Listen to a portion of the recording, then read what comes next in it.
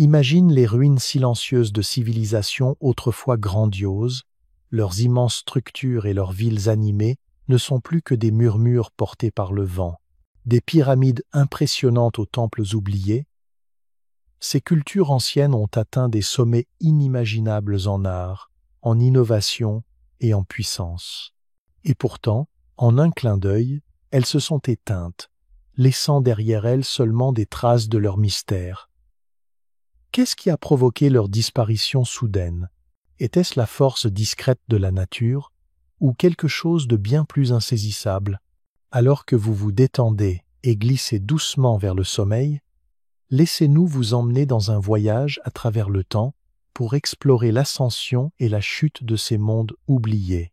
Laissez leurs histoires apaiser votre esprit et vous guider vers un repos paisible.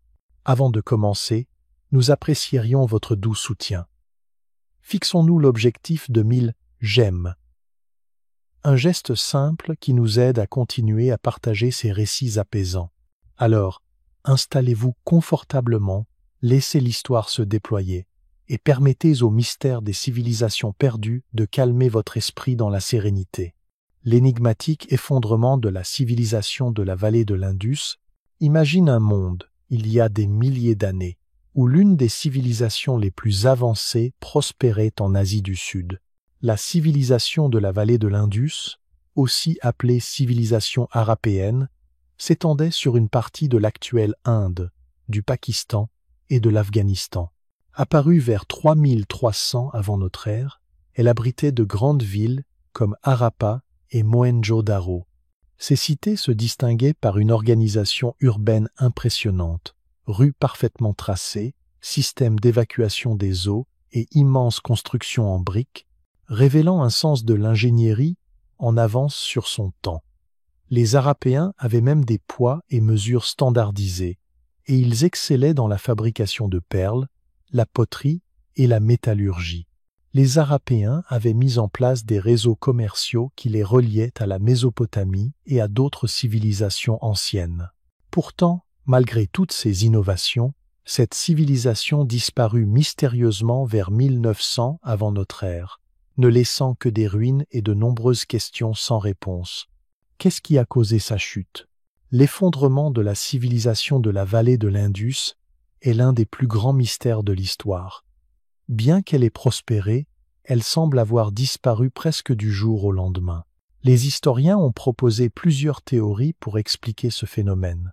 Une première théorie parle de changements environnementaux. La vallée de l'Indus se trouvait le long de deux grands fleuves, l'Indus et le Gagarakra, qui soutenaient l'agriculture et le commerce. Mais, vers 1900 avant notre ère, les deux cours d'eau auraient changé de trajectoire. Des experts pensent que des variations climatiques auraient modifié le régime des moussons, entraînant une baisse du débit ou même l'assèchement des rivières. Cela aurait gravement affecté l'agriculture et provoqué des pénuries alimentaires. Une autre possibilité serait une grave sécheresse. Des indices montrent que le climat était devenu aride à cette époque. Avec des fleuves instables, un climat trop sec et des ressources limitées, les Harapéens auraient pu être contraints de migrer. Des facteurs internes, comme l'instabilité sociale et politique, ont être aussi joué un rôle. Sans archives écrites, il est difficile de comprendre leur système politique, mais des luttes de pouvoir ou l'effondrement de leur gouvernance pourraient avoir mené à la désintégration. La perturbation du commerce a également contribué. Les Harapéens dépendaient largement des échanges, notamment avec la Mésopotamie, mais à mesure que les conditions environnementales se dégradaient, les routes commerciales auraient été interrompues, affaiblissant l'économie et précipitant le déclin des villes. En réalité, cet effondrement pourrait être le résultat d'un enchaînement de facteurs. Changements environnementaux, instabilité politique et perturbation du commerce, qui ont fini par provoquer le déclin de cette civilisation. La civilisation de la vallée de l'Indus reste un témoignage de l'ingéniosité humaine. Mais malgré ses avancées, elle n'a pas pu résister à des forces qui la dépassaient. Aujourd'hui, les ruines de Mohenjo-Daro et d'Harappa demeurent des rappels saisissants d'une civilisation disparue, qui a laissé derrière elle plus de questions que de réponses. La civilisation Olmèque. Les fondations de la Mésoamérique, bien avant les pyramides d'Égypte ou les villes de la Rome antique, il existait en Mésoamérique une civilisation qui posa les bases de nombreuses cultures futures. La civilisation Olmèque, qui prospéra d'environ 1200 avant notre ère à 400 avant notre ère, est souvent appelée la culture mère de la Mésoamérique en raison de son influence profonde sur des civilisations ultérieures comme les Mayas, les Aztèques et les Zapotèques. Les Olmèques vivaient dans ce qui correspond aujourd'hui au sud du Mexique, principalement dans les plaines tropicales de la côte du Golfe. Leur cité la plus célèbre, San Lorenzo, fut un premier centre de pouvoir, puis La Venta devint le cœur de la culture olmèque. Pionniers dans les domaines de l'art, de la religion et de la politique, les Olmèques exercèrent une influence qui dépassa leur époque et leur région. Le symbole le plus emblématique de la civilisation olmèque est constitué de leur colossale tête de pierre d'immenses sculptures, pesant plusieurs tonnes. Ces têtes représentent des dirigeants ou des figures importantes, symbolisant le pouvoir et le statut divin de l'élite olmèque. Les Olmèques sculptèrent également des motifs de jaguars et des autels de pierre travaillés, révélant leur lien profond, spirituel et rituel avec leur environnement. Mais les Olmèques furent aussi des innovateurs. Ils développèrent une forme d'écriture encore en grande partie indéchiffrée, ainsi qu'une première version du calendrier mésoaméricain. Ils introduisirent également le concept du zéro, qui allait devenir essentiel pour des civilisations comme les Mayas. Ces avancées posèrent les bases des accomplissements intellectuels des Mayas. Les Olmèques avaient aussi un système religieux élaboré, vénérant des divinités liées à la nature, comme l'esprit de la pluie et le jaguar. Leurs cérémonies se déroulaient souvent sur de grandes places entourées de sculptures et d'autels monumentaux. Vers 400 avant notre ère, les cités olmèques de San Lorenzo et La Venta furent abandonnées. Les raisons de leur déclin restent discutées, mais certaines théories évoquent des changements environnementaux, comme des inondations ou des sécheresses, qui auraient perturbé l'agriculture et le commerce. L'instabilité politique interne aurait aussi joué un rôle, tout comme la montée en puissance de cultures voisines telles que les Mayas et les Zapotèques. Malgré leur disparition, l'héritage olmèque perdure. Leur influence se retrouve dans l'art, l'architecture et les pratiques religieuses des civilisations mésoaméricaines ultérieures. Des innovations comme l'écriture, le concept du zéro et l'art monumental furent transmises de génération en génération, confirmant leur rôle de culture fondatrice des Amériques. Aujourd'hui, les vestiges de la civilisation olmèque, de leur tête colossale de pierre à leur contribution culturelle, continuent de nous captiver. Bien que les Olmèques aient disparu, leur empreinte demeure, résonnant à travers les siècles dans les civilisations qui leur ont succédé. L'énigmatique effondrement de l'empire hittite, imaginez un monde où les empires naissent et disparaissent, laissant derrière eux les traces de leur puissance. L'un d'eux, les Hittites, fut une force redoutable dans l'Antiquité. Ils contrôlaient de vastes territoires à travers l'Anatolie, l'actuelle Turquie et une partie du Proche-Orient ancien. Connus pour leur puissance militaire, leurs lois avancées et leur architecture impressionnante, les Hittites prospérèrent pendant des siècles avant de disparaître mystérieusement. Qu'est-ce qui provoqua l'effondrement de ce puissant empire? L'empire hittite commença son ascension vers le XVIIe siècle avant notre ère, s'imposant comme une grande puissance. Leur capitale, Hattusa, était protégée par d'imposants remparts et regorgeait de palais, de temples et d'archives. Les Hittites excellaient dans la métallurgie, notamment celle du fer, et furent parmi les premiers à utiliser des chars de guerre. Ils pratiquaient aussi la diplomatie internationale, concluant des traités avec l'Égypte, comme le célèbre traité de paix signé avec Ramsès II après la bataille de Kadesh. À leur apogée, les Hittites contrôlaient des routes commerciales stratégiques et des terres agricoles fertiles. Mais dès le XIIIe siècle avant notre ère, leur empire commença à décliner. Depuis, Les causes de cet effondrement intriguent les historiens. Une première théorie met en avant les conflits internes. Après la mort de leur roi Suppiluliuma II, un leadership faible et une instabilité politique rendirent l'empire vulnérable. Leur immense territoire devint difficile à administrer, entraînant division et fragilité interne. De nombreux chercheurs soulignent aussi le rôle des peuples de la mer, des envahisseurs venus par voie maritime qui attaquèrent plusieurs civilisations méditerranéennes.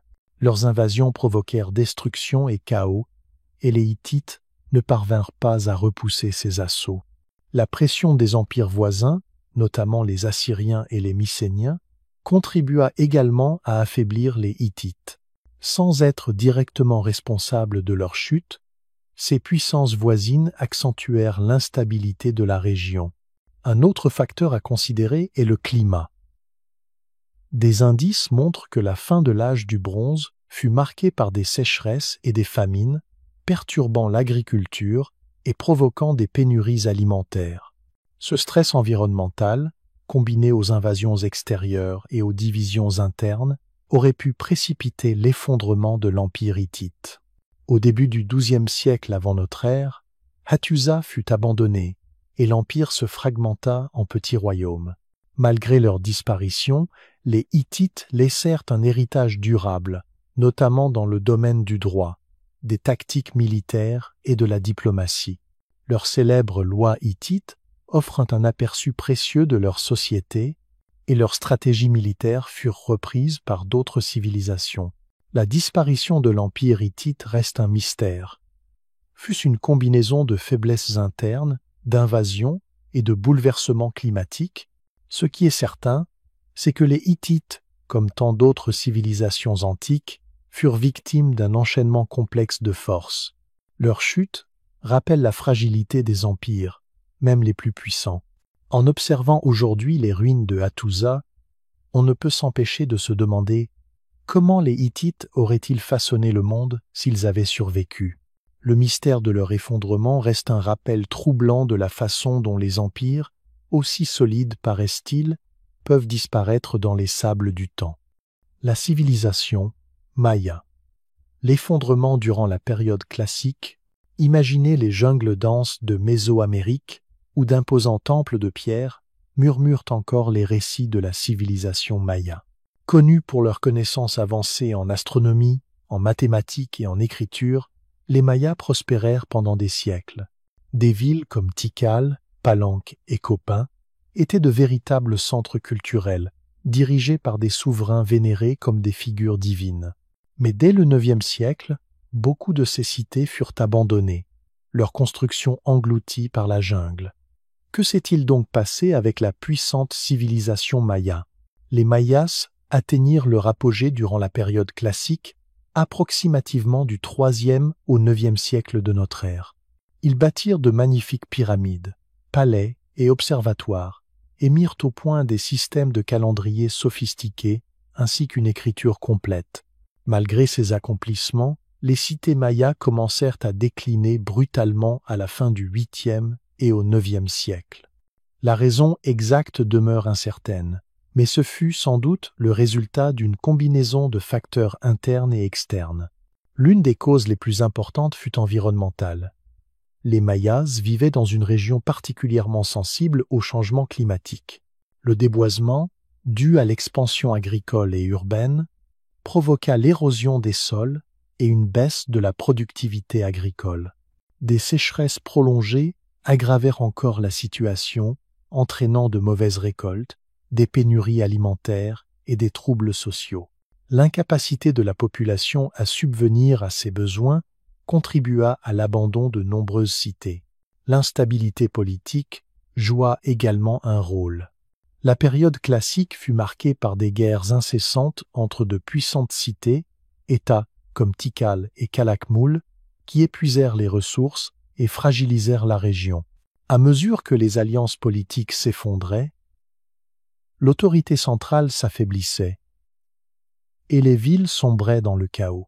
Les aspects religieux eurent aussi leur importance. Les Mayas considéraient leurs dirigeants comme des intermédiaires divins, Mais face à l'aggravation de la crise, ces souverains perdirent leur légitimité. La foi en leur pouvoir s'effritant, les structures sociales commencèrent à se désagréger. Alors que les cités du Sud s'effondraient, certaines du Nord, comme Chichén Itzá, survécurent plus longtemps grâce à l'accès à d'autres ressources et routes commerciales. La civilisation maya ne disparut donc pas totalement, mais elle se transforma. Lorsque les Espagnols arrivèrent au XVIe siècle, beaucoup de cités mayas étaient abandonnées depuis longtemps. La civilisation, autrefois si vaste, s'était fragmentée en petites communautés. L'effondrement des Mayas nous rappelle la fragilité des sociétés les plus avancées. Malgré leur déclin, leurs réalisations en écriture, en astronomie et en architecture continuent de nous inspirer. Les ruines de Tikal, Palenque et Copan racontent encore l'histoire d'une civilisation brisée à la fois par la nature et par ses propres tensions internes. La civilisation Nazca. Les bâtisseurs des mystérieuses lignes, au cœur du désert péruvien, s'étend un paysage vaste et étrange, un lieu qui intrigue les archéologues et fascine le monde depuis des siècles. Sur les plaines arides apparaissent d'immenses géoglyphes, des dessins si grands qu'on ne peut vraiment les apprécier que depuis le ciel. Ce sont les fameuses lignes de Nazca, l'un des exploits les plus mystérieux et impressionnants de l'ingénierie ancienne. Mais qui étaient les hommes qui les ont créées? À quoi servaient-elles? Et comment la civilisation Nazca, autrefois florissante, a-t-elle fini par disparaître de l'histoire? La civilisation Nazca, qui prospéra entre environ 100 avant notre ère et 800 après notre ère, occupait les plaines côtières du sud du Pérou. Vivant dans une région presque dépourvue de pluie, les Nazca mirent au point des techniques sophistiquées pour s'adapter à cet environnement difficile. Leur société reposait sur l'agriculture, fondée sur l'irrigation du maïs, du coton et des pommes de terre. Ils construisirent des aqueducs complexes pour capter les eaux souterraines, garantissant ainsi un approvisionnement constant même dans les conditions les plus sèches. Leur savoir-faire en ingénierie était remarquable et leur permit de bâtir une société prospère et stable dans un milieu pourtant hostile. Mais les Nazca sont surtout connus pour leurs mystérieux géoglyphes, couvrant plus de 500 km² dans le désert de Nazca. Ces dessins, allant de formes géométriques simples à des représentations détaillées d'animaux, de plantes et de figures humaines sont si vastes qu'ils ne révèlent toute leur beauté que vus d'en haut. Les plus grands atteignent 360 mètres de long, et même les plus petits restent visibles depuis le sol. Les lignes furent tracées en retirant la couche de pierre brun-rouge en surface pour exposer la terre plus claire en dessous, créant ainsi des marques permanentes dans le désert. Pendant des siècles, leur signification est restée une énigme. Certains y voyaient des repères astronomiques, alignés avec les solstices et les équinoxes. D'autres pensaient qu'il s'agissait de chemins rituels utilisés lors de cérémonies religieuses. D'autres encore imaginaient qu'elles étaient faites pour les divinités elles-mêmes, comme des offrandes ou des symboles destinés à être vus depuis le ciel. Aujourd'hui encore, leur véritable but demeure incertain, mais il est largement admis qu'elles avaient une signification spirituelle ou cérémonielle majeure. Ces géoglyphes ne sont pas seulement la preuve de l'ingéniosité des Nazca, ils reflètent aussi leurs pratiques culturelles et religieuses profondes. Étroitement liés au monde naturel, ils adoraient des divinités associées à l'eau, à la fertilité et à la terre. Leur rituel était sans doute centré sur ces forces vitales. Certains chercheurs suggèrent que les lignes servaient de calendrier religieux, marquant les moments clés liés à l'agriculture, comme les semailles et les récoltes. Pourtant, malgré leurs techniques agricoles avancées et leur art impressionnant, la civilisation Nazca entra en déclin vers le 7e siècle de notre ère, bien avant l'arrivée des Espagnols en Amérique du Sud. Les raisons de cet effondrement restent débattues, mais plusieurs facteurs y contribuèrent sans doute. Un facteur majeur fut l'instabilité environnementale de la région. Les Nazcas vivaient dans un milieu aride, et même avec leurs aqueducs ingénieux, ils restaient dépendants des éléments. Des changements climatiques, dont de longues sécheresses, auraient mis à rude épreuve leurs systèmes agricoles. Si les sources d'eau s'étaient taries, leurs récoltes auraient échoué, entraînant famine et troubles sociaux qui fragilisèrent la société. Une autre cause possible fut la surexploitation des ressources. La construction des géoglyphes, l'entretien des systèmes d'irrigation et la croissance démographique auraient exercé une forte pression sur un environnement déjà limité. Comme ailleurs dans le monde antique, la déforestation aurait pu toucher la région Nazca, la coupe des arbres provoquant une érosion des sols, réduisant encore la fertilité des terres et affaiblissant leur base agricole. Les tensions internes pourraient aussi avoir contribué au déclin.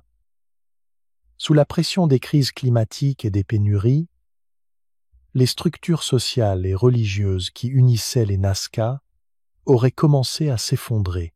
Cette perte de cohésion aurait provoqué instabilité politique et abandon progressif des cités et centres cérémoniels. Même si les raisons exactes restent incertaines, une chose est sûre, leur héritage continue de fasciner. Les mystérieuses lignes laissées dans le désert sont le témoignage durable de l'ingéniosité et de la créativité Nazca. Aujourd'hui classées au patrimoine mondial de l'UNESCO, elles attirent voyageurs et chercheurs du monde entier, avides de percer leurs secrets. La civilisation Nazca a disparu, mais ses géoglyphes extraordinaires demeurent, symboles de sa richesse culturelle et de sa résilience. Gravées à jamais dans l'immensité du désert péruvien, ces lignes rappellent l'histoire d'un peuple qui a osé marquer la terre de son empreinte, laissant derrière lui l'un des plus grands mystères de l'humanité.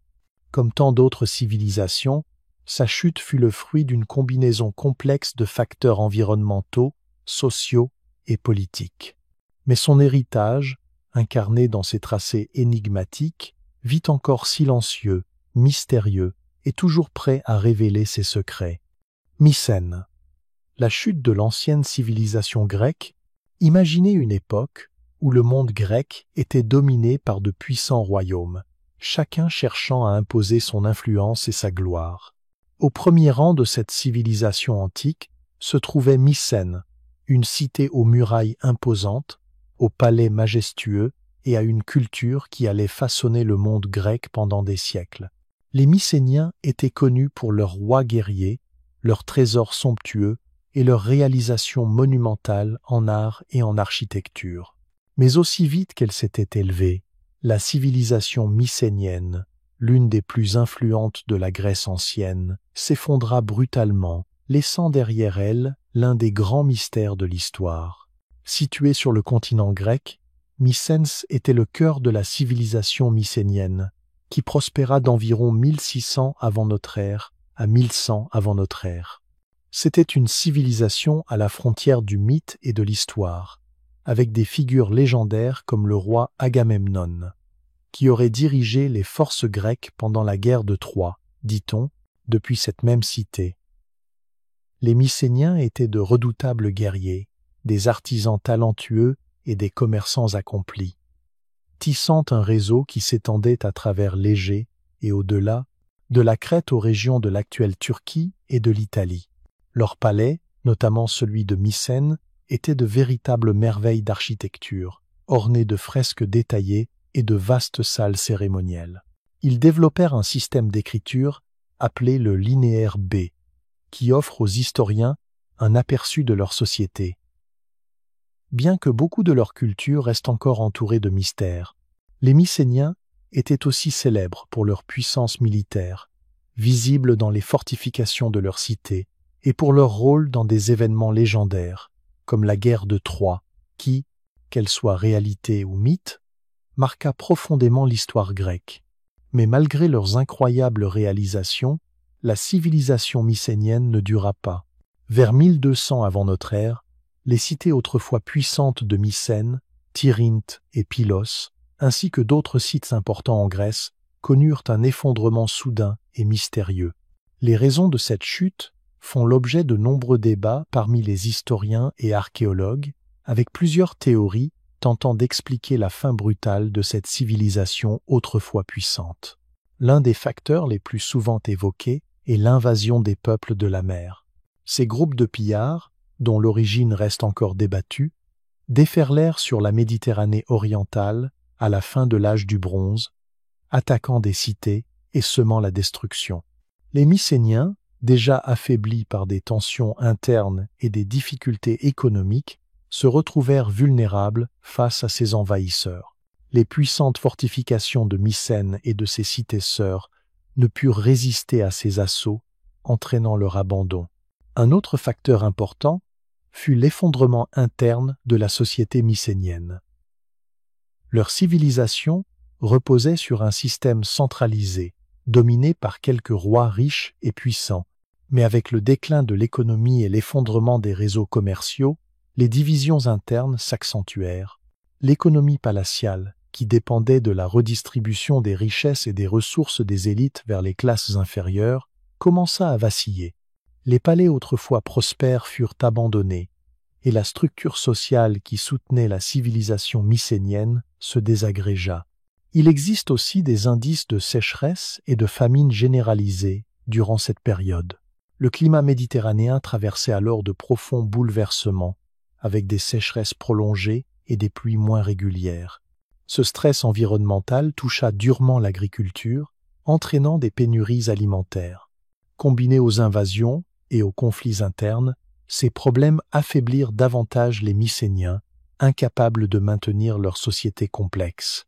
L'effondrement de Mycène fut rapide et radical. Les grands palais furent désertés, les cités tombèrent en ruine, et les routes commerciales prospères furent interrompues. Pendant des siècles, les Mycéniens, jadis force dominante du monde antique, furent oubliés, leurs cités réduites à des vestiges. Suivit alors ce que l'on appelle les âges obscurs grecs, une époque de dépopulation et de stagnation culturelle, où une grande partie du savoir et des acquis mycéniens disparut. Pourtant, malgré leur chute, les Mycéniens laissèrent un héritage durable. Leurs récits, transmis dans les épopées d'Homère, comme l'Iliade et l'Odyssée, continuèrent de nourrir la culture et la littérature grecque. L'influence mycénienne se retrouve encore dans l'art et l'architecture des civilisations grecques ultérieures, notamment lors de l'essor d'Athènes. Les légendes des rois, des guerriers et des cités monumentales de Mycène furent racontées de génération en génération, façonnant l'identité et la mythologie grecque. Aujourd'hui, les ruines de Mycène rappellent l'existence d'une civilisation jadis grandiose, dont l'effondrement soudain intrigue toujours les historiens. Était-ce l'invasion des peuples de la mer, les fractures internes de la société mycénienne, ou une combinaison de ces facteurs, ajoutés aux bouleversements environnementaux qui conduisit à la chute de cet empire puissant? Quelle qu'en soit la cause, l'histoire de Mycène reste un témoignage poignant de la fragilité des plus grandes civilisations. Des palais majestueux aux ruines oubliées, l'ascension et la chute de Mycène demeurent un mystère, résonnant à travers les âges comme une leçon sur la nature éphémère des empires. La chute de l'Empire byzantin.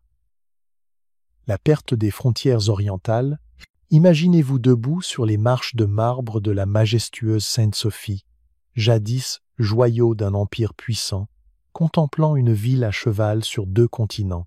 Voici Constantinople, le cœur de l'Empire byzantin, un empire qui dura plus de 1000 ans et fit le lien entre le monde antique et le monde médiéval. Héritiers de Rome, les Byzantins gouvernaient un vaste territoire allant de la Méditerranée au Moyen-Orient, influençant la culture, la religion et la politique pendant des siècles. Pourtant, malgré leur force et leur résilience, leurs frontières orientales, première ligne de défense de l'Empire, s'effondrèrent, ouvrant la voie à leur chute finale. Comment cet empire jadis glorieux perdit-il le contrôle de ses territoires orientaux, et qu'est-ce qui mena à sa disparition? L'Empire byzantin vit le jour en 330 après notre ère, lorsque l'empereur Constantin Ier refonda la ville de Byzance et la rebaptisa Constantinople. Après la chute de l'Empire romain d'Occident en 476, l'Empire byzantin continua de prospérer à l'Est, préservant le droit romain, la culture et les stratégies militaires, tout en s'adaptant aux nouveaux défis. L'Empire était reconnu pour son armée redoutable, sa bureaucratie avancée et sa position stratégique à la croisée de l'Europe et de l'Asie. Constantinople devint un centre de commerce, d'art et de savoir, ses murailles réputées pour être quasiment imprenables. Pendant des siècles, les Byzantins réussirent à conserver leur vaste territoire, dominant la Méditerranée orientale, les Balkans et une partie du Moyen-Orient. Mais à partir du XIe siècle, l'Empire entra dans un lent déclin, surtout le long de ses frontières orientales. La perte de ces régions ne fut pas le fruit d'un seul événement, mais d'une série de défaites militaires, de pertes territoriales et de difficultés internes qui affaiblirent peu à peu l'Empire. Le premier coup dur survint lors de la bataille de Manzikert en 1071. Les Turcs seldjoukides, un puissant peuple nomade, infligèrent une défaite écrasante aux Byzantins, capturant l'empereur romain IV Diogène et portant un coup fatal à la réputation militaire de l'Empire. La perte de cette bataille permit aux Seldjoukides de prendre le contrôle d'une grande partie de l'Anatolie, région vitale pour la survie byzantine. Déjà affaibli par la défense de multiples fronts, l'Empire peina à reprendre ses terres. Cette victoire ouvrit la voie à l'ascension de l'Empire ottoman, futur grand rival de Byzance. Alors que les Byzantins tentaient de se relever de Manzikert, d'autres menaces apparurent. Au XIIe siècle, les croisades, qui avaient pour but de reprendre la terre sainte aux musulmans, contribuèrent involontairement à l'affaiblissement de l'Empire. D'abord alliés aux croisés, les Byzantins virent leurs relations se détériorer. En 1204, la quatrième croisade prit un tournant dramatique. Les croisés détournèrent leur expédition et saccagèrent Constantinople. La ville fut pillée, ses trésors emportés, et l'Empire se fragmenta en plusieurs États rivaux. Ce sac marqua un point de non-retour dont l'Empire byzantin ne se remit jamais totalement. Quand les Byzantins reprirent Constantinople en 1261, leur puissance avait considérablement diminué. Ils avaient perdu la majeure partie de leurs anciens territoires, notamment en Anatolie et au Levant, et ne disposaient plus des ressources d'autrefois. Leur armée était affaiblie et la défense des frontières orientales gravement compromise. L'Empire était désormais encerclé. Les Mongols à l'est, les Seldjoukides au sud et, bientôt, les Ottomans menaçant à l'ouest. Au XIVe et XVe siècle, l'Empire byzantin devint de plus en plus vulnérable. Les Ottomans, menés par le sultan Mehmed II, étendirent méthodiquement leur territoire et se préparèrent à assiéger Constantinople. Le coup fatal tomba en 1453, lorsque Mehmed, après un long siège, parvint à prendre la ville. La chute de Constantinople mit fin à l'Empire byzantin et les Ottomans transformèrent la cité en leur capitale, Istanbul. Quelles furent donc les causes de la perte des frontières orientales et de la chute finale? Pas seulement les défaites militaires ou les invasions, mais un ensemble complexe de luttes internes, de pressions extérieures et d'un lent affaiblissement du pouvoir. L'Empire, épuisé par des ressources limitées, une économie affaiblie et une armée déclinante, ne put défendre ses vastes frontières. Les Ottomans, de leur côté, surent exploiter la poudre à canon et l'artillerie pour briser les murailles jadis réputées infranchissables de Constantinople. Pourtant, même dans son déclin, Byzance laissa un héritage immense. La préservation du droit romain, la diffusion du christianisme, ainsi que ses contributions en art, en architecture et en littérature influencèrent durablement l'Orient comme l'Occident. La chute de l'Empire byzantin marqua la fin du Moyen Âge et l'entrée dans l'époque moderne, mais l'écho de sa grandeur résonne encore aujourd'hui. La perte des frontières orientales rappelle combien même les empires les plus solides peuvent vaciller.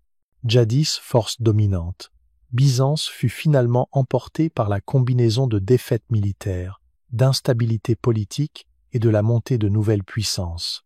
Et pourtant, l'Empire byzantin demeure l'une des civilisations les plus marquantes de l'histoire, un pont entre Rome et le monde moderne, dont l'influence se ressent encore dans notre culture, notre religion et notre politique.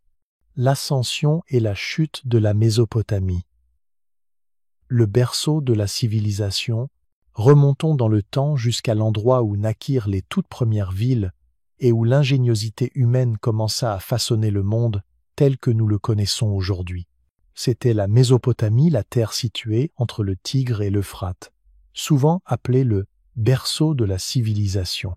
Aux environs de 3000 avant notre ère, certaines des premières et des plus influentes civilisations de la Terre commencèrent à prendre forme. Les Sumériens, les Akkadiens, les Babyloniens et les Assyriens posèrent les bases de la société moderne, de l'invention de l'écriture à la création de merveilles architecturales monumentales. L'histoire de la Mésopotamie débute avec les Sumériens, l'un des premiers peuples à s'installer dans les terres fertiles entre les fleuves.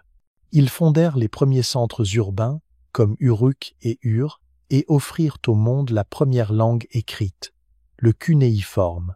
Ces cités, États prospéraient grâce au progrès en agriculture, au commerce et au système d'irrigation qui maîtrisaient les fleuves imprévisibles. Les Sumériens bâtirent de grandes ziggourats d'immenses temples à degrés et mirent en place des systèmes juridiques sophistiqués qui influencèrent des cultures bien au-delà de leurs frontières. Vint ensuite le temps des Akkadiens, mené par le légendaire Sargon d'Akkad, qui fonda le tout premier empire vers 2334 avant notre ère. L'empire de Sargon unifia une grande partie de la Mésopotamie, créant un État diversifié et multiethnique. Sous son règne, les Akkadiens apportèrent de nouvelles avancées en administration, en organisation militaire et en art. Après les Akkadiens, les Babyloniens prirent de l'importance. Au XVIIIe siècle avant notre ère, le roi babylonien Hammurabi devint célèbre pour avoir créé le Code d'Hammurabi, l'un des tout premiers codes de loi de l'histoire. Babylone devint alors un centre culturel et économique, avec ses légendaires jardins suspendus et une vie intellectuelle florissante. Les Babyloniens firent des progrès remarquables en mathématiques, en astronomie et en littérature. Pendant ce temps, les Assyriens construisaient leur propre empire. Réputés pour leur puissance militaire et leurs innovations en matière de siège, ils édifièrent l'un des plus vastes et redoutés empires, s'étendant de la Mésopotamie jusqu'à l'Égypte. Leur capitale, Ninive, abritait une immense bibliothèque qui conserva des textes anciens pour les générations futures. Cependant, ces civilisations n'étaient pas à l'abri des guerres et des conflits internes. L'effondrement de la Mésopotamie ne fut pas un événement unique, mais une série de déclins successifs. L'Empire akkadien s'effondra vers 2154 avant notre ère à cause de troubles internes, d'invasions et d'une sécheresse. Les Babyloniens tombèrent face à l'Empire perse en 539 avant notre ère, marquant la fin de leur domination. Quant aux Assyriens, à leur apogée, ils furent renversés en 612 avant notre ère par des tensions internes et des pressions extérieures. Même si les Babyloniens réussirent brièvement à se réaffirmer, leur chute face aux Perses marqua la fin de la puissance mésopotamienne. La Mésopotamie disparut peu, être en tant que force politique, mais son influence perdure encore aujourd'hui à travers ses contributions au droit, à l'écriture, aux mathématiques et à la culture. La mystérieuse disparition des Sumériens, imaginez marcher dans une ville animée de marchands affairés, de scribes gravant l'histoire sur des tablettes d'argile et de ziggourats majestueuses qui semblaient toucher le ciel. C'était Sumer, le berceau de la civilisation, situé dans le croissant fertile entre les fleuves Tigre et Euphrate. On attribue aux Sumériens de nombreuses premières inventions. La roue, l'écriture cunéiforme, le plus ancien système d'écriture, et la création de la cité-État. Il comptait parmi les peuples les plus innovants du monde ancien, posant les bases des civilisations futures. Sumé fut une terre de réalisation monumentale. Les Sumériens étaient de grands bâtisseurs, ingénieurs et administrateurs, érigeant des villes comme Ur, Uruk et Eridu. Leur civilisation prospéra grâce aux avancées dans l'agriculture, le droit et le commerce. La société était organisée, avec prêtres et dirigeants supervisant des cités complexes. Leur religion s'articulait autour de temples grandioses, et l'écriture cunéiforme leur permettait de consigner lois et transactions. Ils furent aussi des pionniers en littérature, avec l'épopée de Gilgamesh, encore célébrée aujourd'hui. Malgré toutes ces avancées, les Sumériens ne résistèrent pas à l'épreuve du temps. Leur civilisation, florissante pendant des siècles, s'effondra peu à peu, ne laissant que des ruines et de nombreuses énigmes. Que leur est-il arrivé? Comment une civilisation si puissante a-t-elle pu disparaître? Un facteur majeur fut leur dépendance aux fleuves Tigre et Euphrate, indispensables à l'agriculture mais imprévisibles. Les crues détruisaient les récoltes, tandis que les sécheresses provoquaient des famines. Les Sumériens avaient mis en place un système complexe de canaux pour contrôler l'eau, mais, au fil du temps, ces canaux s'ensablaient et devenaient inefficaces. La dégradation de l'environnement affaiblit leur société et la rendit vulnérable aux crises. De plus, Sumer subissait la pression d'envahisseurs extérieurs. À mesure que son pouvoir diminuait, les cités, États se fragmentaient et devenaient des cibles faciles.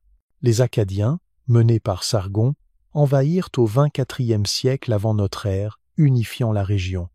La conquête de Sargon entraîna un mélange des cultures sumériennes et akkadiennes, ce qui fit peu à peu disparaître l'identité de Sumer. Des facteurs internes, comme l'instabilité politique et l'effondrement économique, jouèrent également un rôle. Les cités, États, autrefois unis par une culture commune, sombrèrent dans les conflits civils.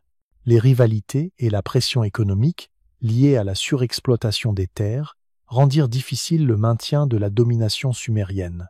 Vers 2000 avant notre ère, les cités de Sumer furent abandonnées ou absorbées par les empires voisins. Les ziggourats et temples autrefois majestueux furent laissés à l'abandon. Sumer n'était plus une puissance dominante, mais son héritage survécut dans les civilisations futures. Les Akkadiens, Babyloniens et Assyriens héritèrent du savoir sumérien, notamment de son système d'écriture et de ses codes de loi. Malgré leur disparition, les innovations des Sumériens en matière d'écriture, d'architecture et de gouvernance ont façonné le monde antique.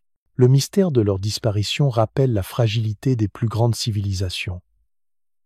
Les Sumériens ont disparu, mais leur héritage perdure dans les fondations mêmes de notre civilisation. Les secrets de l'Égypte ancienne, de la gloire à la fragmentation, imaginez-vous au bord du Nil, observant la lumière dorée du soleil danser sur l'eau, tandis que, au loin, s'élèvent les grandes pyramides. C'était le monde de l'Égypte ancienne. Une civilisation qui dura plus de 3 millénaires et qui fascina le monde par ses monuments, sa culture et sa puissance. Connue pour des réalisations comme les grandes pyramides et ses avancées en médecine et en astronomie, l'Égypte fut un véritable phare de grandeur dans l'Antiquité. Mais malgré son passé glorieux, cette civilisation finit par s'effondrer, son puissant empire s'effaçant peu à peu dans l'histoire. L'Égypte ancienne, l'une des plus vieilles civilisations du monde, naquit vers 3100 avant notre ère, lorsque la Haute et la Basse, Égypte furent unifiées sous le pharaon Narmer. Au cours des 3000 années suivantes, l'Égypte devint un empire prospère, bénéficiant de sa position stratégique le long du Nil. Le fleuve offrait des terres fertiles qui soutenaient une économie florissante. Les pharaons, considérés comme des souverains divins, concentraient d'immenses richesses, et leurs tombes, comme celle de Toutankhamon, révélaient des trésors impressionnants. L'Égypte était célèbre pour son architecture, pyramides, vastes temples et tombes élaborées. Son influence s'étendait à travers l'Afrique et jusque dans la Méditerranée. Les Égyptiens inventèrent aussi les hiéroglyphes, utilisés aussi bien pour les grandes inscriptions monumentales que pour les archives administratives. Cependant, le déclin de l'Égypte ne fut pas soudain, mais le résultat d'une suite de difficultés. Pendant le Nouvel Empire de 1550, avant notre ère à 1070, avant notre ère l'Égypte connut des conquêtes militaires, une grande richesse et de vastes projets de construction. Mais dès le XIIe siècle avant notre ère, l'instabilité interne grandit. Le pouvoir des pharaons s'affaiblit et les gouverneurs régionaux, appelés nomarques, prirent de l'importance, entraînant une fragmentation politique. L'Égypte dut aussi faire face à des menaces extérieures. Les peuples de la mer, une coalition de pillards, attaquèrent les côtes égyptiennes à la fin de l'âge du bronze. Bien que repoussés, leurs assauts fragilisèrent le royaume. De plus, les crues du Nil, autrefois régulières, devinrent imprévisibles, provoquant des mauvaises récoltes et des pénuries alimentaires. Au cours de la troisième période intermédiaire de 1070 avant notre ère à 664 avant notre ère, la puissance de l'Égypte déclina.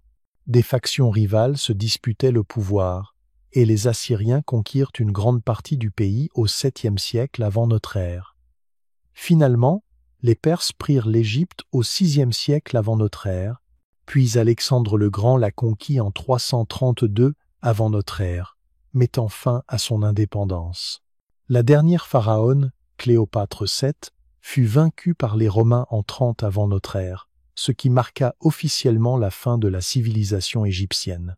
Bien que l'Égypte soit restée un centre culturel majeur au sein de l'Empire romain, elle n'était plus l'empire puissant qu'elle avait été. L'effondrement de l'Égypte ancienne fut un déclin progressif, marqué par des divisions internes, des invasions extérieures, des changements environnementaux et des difficultés économiques. Pourtant, son héritage demeure à travers des monuments comme les pyramides et le Sphinx, témoins éternels d'une civilisation qui domina jadis le monde. L'Empire akkadien, l'énigmatique effondrement du premier empire mondial, imaginez-vous en Mésopotamie ancienne, là où l'Empire akkadien régna autrefois en maître. Vers 2334 avant notre ère, Sargon d'Akkad, parti de modestes origines, réussit à créer le tout premier véritable empire du monde. Sa vision, un royaume unifié s'étendant du golfe Persique à la Méditerranée, avec sa capitale à Akkad, apporta une immense richesse et une puissance inégalée. Fondé par Sargon, l'empire akkadien rassembla des peuples divers sous une même bannière, changeant à jamais le cours de l'histoire. Sous la direction de Sargon, les Akkadiens devinrent des pionniers en matière de gouvernance et de stratégie militaire. Son armée disciplinée conquit des cités, États comme Ur, Uruk et Lagash. L'Empire mit en place une administration centralisée, avec une bureaucratie qui assura stabilité et ordre. L'akkadien devint la langue de l'administration et du commerce, s'étendant à travers le Proche-Orient. Mais les Akkadiens n'étaient pas seulement des guerriers, ils furent aussi des innovateurs en art, en architecture et en culture. Pendant plus d'un siècle, leur empire prospéra et laissa une empreinte durable. Cependant, même les plus grands empires ne sont pas invincibles.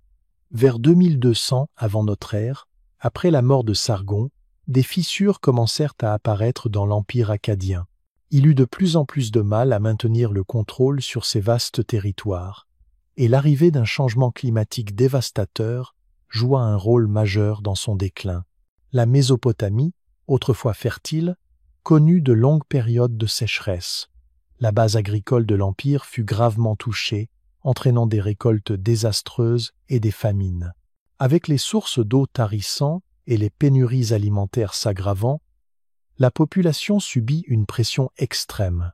Cette catastrophe environnementale fragilisa l'Empire et sapa sa capacité à soutenir son armée, qui avait pourtant été sa plus grande force. Les conflits internes contribuèrent aussi à la chute. Après la mort de Sargon, l'instabilité du pouvoir provoqua des crises de succession répétées, affaiblissant la défense de l'Empire. Des tribus nomades, comme les Gutiens, profitèrent de cette faiblesse, envahirent le territoire et accentuèrent le chaos. À mesure que l'Empire akkadien se désagrégeait, ses cités, y compris sa capitale Akkad, tombèrent dans le déclin. Son infrastructure autrefois avancée fut abandonnée, et l'Empire disparut peu à peu de l'histoire. Pourtant, l'influence de l'Empire akkadien ne s'éteignit pas totalement. L'idée d'un empire centralisé, doté d'une armée puissante et d'une administration unifiée, fut reprise par les civilisations suivantes. La langue akkadienne resta utilisée pendant des siècles et le modèle de Sargon, en matière de construction impériale, inspira des souverains postérieurs comme Hammurabi de Babylone. La chute de l'empire akkadien demeure un mystère. Était-ce uniquement le climat ou bien les conflits internes eurent-ils aussi un rôle déterminant? Une chose est certaine, l'ascension et la chute de l'empire marquèrent un tournant dans l'histoire, révélant à la fois la puissance et la fragilité des empires. Les forces naturelles comme humaines qui ont façonné son destin nous rappellent la complexité de l'histoire. La civilisation minoenne, les innovateurs du monde égéen, bien avant la Grèce antique, les Minoens dominaient la mer Égée grâce à des avancées remarquables en art, en architecture et dans le commerce. Prospérant sur l'île de Crète d'environ 2000 avant notre ère à 1450 avant notre ère, les Minoens laissèrent un héritage qui inspira les civilisations futures. Les Minoens sont considérés comme l'une des toutes premières sociétés avancées d'Europe. Leur capitale, Knossos, était un immense complexe palatial composé de bâtiments à plusieurs étages, de vastes cours et de fresques détaillées représentant la vie quotidienne, les rituels religieux et la nature. Maîtres dans l'art de la construction, ils créèrent des systèmes de plomberie perfectionnés, des espaces de stockage et même des formes primitives de climatisation. Leur palais était au cœur de la vie politique, économique et religieuse. L'art minoen fut l'une de leurs marques les plus remarquables. Leurs fresques éclatantes, ornant palais et demeures, représentaient aussi bien des danses rituelles que des scènes de nature vibrante. Leur poterie, aux motifs délicats et aux dessins raffinés, était très prisée dans le commerce. Ces œuvres mettaient en valeur non seulement leur créativité, mais offraient aussi des indices précieux sur leurs croyances religieuses et leur quotidien. Excellents commerçants, les Minoens tirèrent parti de leur position centrale dans l'Égée, établissant des routes commerciales qui s'étendaient jusqu'en Égypte, en Mésopotamie et au Levant. Ils échangeaient poterie, textiles, huile d'olive et vin, diffusant leur art, leur technologie et leurs idées dans toute la Méditerranée. Cependant, la civilisation minoenne commença à décliner vers 1450 avant notre ère, et dès 1400, leurs palais furent abandonnés. La cause de leur chute reste débattue. Une théorie évoque l'éruption du volcan de Terra, sur l'île de Santorin, qui aurait provoqué de gigantesques tsunamis et des retombées de cendres, perturbant l'agriculture et le commerce, affaiblissant leur économie et accentuant les tensions internes. Une autre hypothèse suggère que les Mycéniens, une puissante civilisation de la Grèce continentale, auraient renversé les Minoens à cette époque. La découverte de poteries mycéniennes sur des sites minoans laisse penser à une prise de contrôle culturel. Certains chercheurs estiment aussi que des facteurs internes, comme l'instabilité politique ou des bouleversements sociaux, auraient joué un rôle. La structure décentralisée de la société minoenne aurait pu la rendre vulnérable aux conflits internes. Même si la cause exacte demeure floue, les Minoens laissèrent une empreinte durable. Leurs innovations en art, en architecture et dans le commerce influencèrent directement le développement de la culture grecque. Leurs palais et leurs réseaux d'échanges jetèrent les bases de la prospérité économique de la Grèce antique. Aujourd'hui encore, l'héritage minoen perdure à travers leurs fresques, leurs poteries et les ruines de leurs palais, fascinant archéologues et visiteurs. Leur histoire nous rappelle combien les grandes civilisations peuvent s'élever et s'effondrer, laissant malgré tout des traces qui traversent les âges. Le déclin de l'Égypte antique. De l'Empire à la fragmentation, pendant plus de 3000 ans, l'Égypte antique fut l'une des civilisations les plus puissantes et influentes du monde.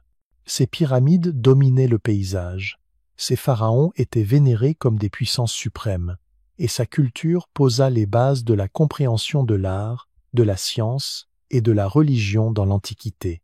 Mais, comme toutes les grandes civilisations, la gloire de l'Égypte ne dura pas éternellement. Cet empire, jadis si puissant, finit par connaître un lent mais inévitable déclin, un empire qui s'effritait de l'intérieur, fragilisé à la fois par des forces externes et des luttes internes. À son apogée, l'Égypte antique s'étendait sur toute la vallée du Nil, son influence atteignant la Nubie, le Levant et certaines régions méditerranéennes. Les Égyptiens n'étaient pas seulement des bâtisseurs de monuments grandioses, ils étaient aussi ingénieurs, commerçants et diplomates accomplis. Leur écriture, les hiéroglyphes, devint l'un des systèmes les plus élaborés et durables du monde ancien. La richesse et la puissance de l'Égypte reposaient sur son agriculture, rendue prospère par les crues annuelles du Nil qui transformaient le désert en terre fertile, nourrissant ainsi l'une des sociétés les plus peuplées et florissantes de son époque. Pourtant, malgré ces accomplissements, le déclin de l'Égypte commença bien plus tôt qu'on ne l'imagine. Ce ne fut pas une chute soudaine, mais une lente désagrégation qui dura des siècles. Les racines de ce déclin furent déjà présentes durant le Nouvel Empire, vers le XIIe siècle avant notre ère. À cette époque, l'Égypte était à son apogée, mais son empire s'étendait trop loin. Avec des territoires en Syrie, en Palestine et en Nubie, elle se retrouvait constamment engagée dans des campagnes militaires pour garder le contrôle. Le poids d'un empire aussi vaste finit par affaiblir son économie et son armée, érodant l'autorité centrale. Au temps de la 20e dynastie, vers 1069 avant notre ère, l'économie égyptienne montrait déjà des signes d'essoufflement. La corruption interne s'était installée, et les pharaons semblaient plus préoccupés par leur richesse personnelle que par le bien-être de l'État. Les prêtres, devenus puissants durant l'âge d'or de l'Égypte, prenaient de plus en plus d'influence dans les affaires du gouvernement. L'autorité centrale, qui avait autrefois uni le pays, s'affaiblissait, provoquant division et manque de leadership. Parallèlement, les menaces extérieures s'intensifiaient. L'Égypte, autrefois une puissance militaire redoutée, devenait vulnérable aux invasions. Les peuples de la mer, une confédération de groupes venus de la mer Égée, attaquèrent les villes côtières d'Égypte, semant destruction et chaos. Ces raids portèrent un coup sévère à la puissance militaire du pays. Même si l'Égypte réussit à éviter une défaite totale, ces attaques laissèrent l'empire affaibli. Pendant ce temps, des royaumes voisins comme les Assyriens et les Babyloniens gagnaient en puissance, réduisant l'influence de l'Égypte dans la région. Le lent déclin de l'Égypte atteignit son point culminant durant la troisième période intermédiaire, marquée par la fragmentation et la division. Le pays se morcela en plusieurs régions rivales, chacune dirigée par une dynastie ou un chef différent. Les pharaons n'avaient plus le pouvoir absolu d'autrefois. L'Égypte était désormais un patchwork d'entités politiques luttant pour la suprématie. L'empire qui avait construit les grandes pyramides et les temples de Karnak n'était plus qu'une ombre de lui-même. Le coup final survint avec l'invasion perse en 525 avant notre ère. Bien que l'Égypte ait retrouvé une brève indépendance sous la 26e dynastie, elle ne retrouva jamais sa grandeur passée. Les Perses, puis les Grecs, sous Alexandre le Grand, et enfin les Romains, dominèrent l'Égypte pendant des siècles, marquant la fin de la civilisation égyptienne antique en tant qu'empire indépendant. Malgré son déclin et sa conquête, l'héritage de l'Égypte antique survécut de manière extraordinaire. Son architecture monumentale, ses avancées en médecine, en mathématiques et en ingénierie, ainsi que ses croyances religieuses continuent de captiver l'imagination aujourd'hui. Mais l'histoire de son déclin rappelle avec force que même les empires les plus durables peuvent s'effondrer, rongés par la corruption interne, les excès militaires et les invasions étrangères. En regardant en arrière, il apparaît clairement que le déclin de l'Égypte antique ne fut pas causé par un seul événement, mais par un enchaînement complexe de facteurs environnementaux, sociaux et politiques. De la pression de l'expansion impériale aux effets dévastateurs des invasions et des divisions internes, la chute de l'Égypte est un avertissement. L'ascension des grandes civilisations est souvent suivie d'un lent et douloureux déclin. Mais même si le puissant empire égyptien se fragmenta, son empreinte culturelle, elle, ne disparut jamais vraiment. Les pyramides se dressent encore aujourd'hui, symbole d'une civilisation qui régna sur le monde, et son histoire continue de nous fasciner, témoignage éternel de la puissance du Nil et de la grandeur qui la nourrit. La chute de Teotihuacan, l'abandon mystérieux d'une grande cité, au cœur du Mexique central, se trouve le site de l'une des villes les plus puissantes et énigmatiques du monde ancien, Teotihuacan. Autrefois une métropole florissante, elle abritait des dizaines de milliers d'habitants et s'étendait sur plus de 8000 carrés, ce qui en faisait l'une des plus grandes cités des Amériques anciennes. Teotihuacan est célèbre pour son architecture monumentale, dont la majestueuse pyramide du Soleil, la pyramide de la Lune et l'avenue des Morts, qui se dressent encore aujourd'hui comme témoins de sa grandeur. Mais malgré sa culture prospère et son influence sur la région, la ville s'effondra mystérieusement vers 550 de notre ère, laissant derrière elle des rues désertes et bien des questions sans réponse.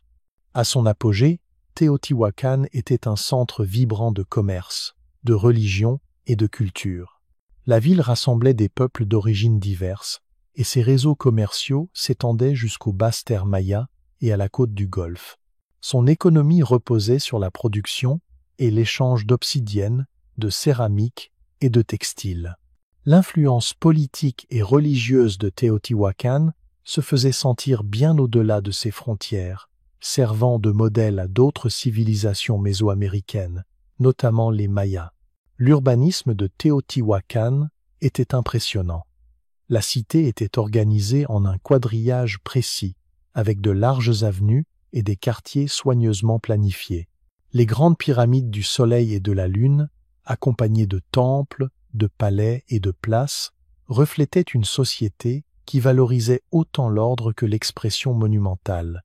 Les fresques et œuvres d'art retrouvées sur place révèlent une riche vie culturelle et religieuse, avec des représentations de divinités, de rituels et de cérémonies au cœur de la société.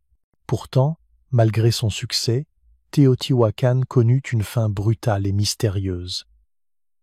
Vers le milieu du VIe siècle de notre ère, la ville montra des signes de déclin marqués. Sa population diminua, de nombreux bâtiments furent incendiés et de larges sections furent abandonnées. Dès 550 de notre ère, la cité autrefois grandiose n'était plus que ruine. Que s'était-il passé?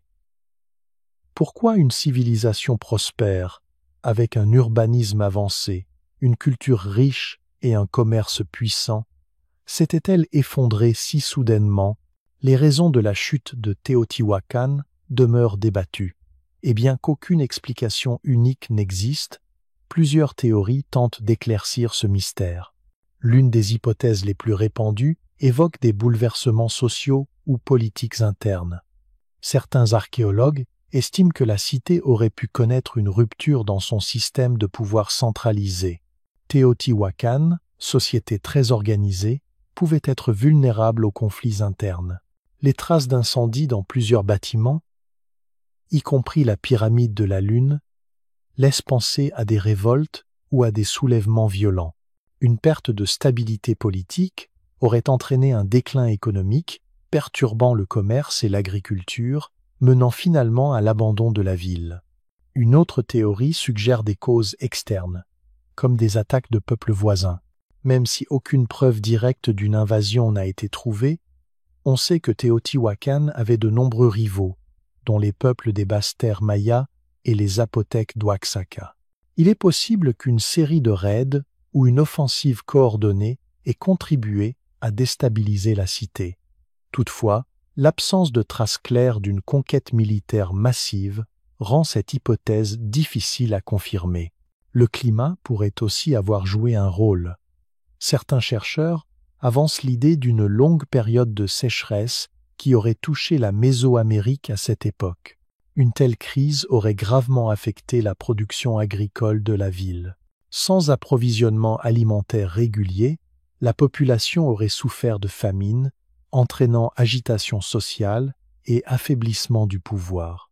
La dépendance de Teotihuacan à l'agriculture, notamment à la culture du maïs, aurait rendu une pénurie d'eau dévastatrice pour son économie et ses habitants. L'effondrement des réseaux commerciaux de Teotihuacan pourrait également avoir précipité sa chute. En tant que centre majeur des échanges, la cité dépendait fortement de l'importation et de l'exportation de biens comme l'obsidienne et les objets de luxe. Si ces routes avaient été perturbées par des conflits extérieurs, des changements politiques ou des problèmes environnementaux, cela aurait affaibli ses fondations économiques. Sans la richesse apportée par le commerce, la cité aurait décliné peu à peu, les habitants quittant leur maison à la recherche de meilleures conditions ailleurs. Si la cause exacte reste inconnue, il est probable qu'une combinaison de ces facteurs ait conduit à l'abandon de la cité. Troubles internes, pressions extérieures, changements climatiques et bouleversements économiques.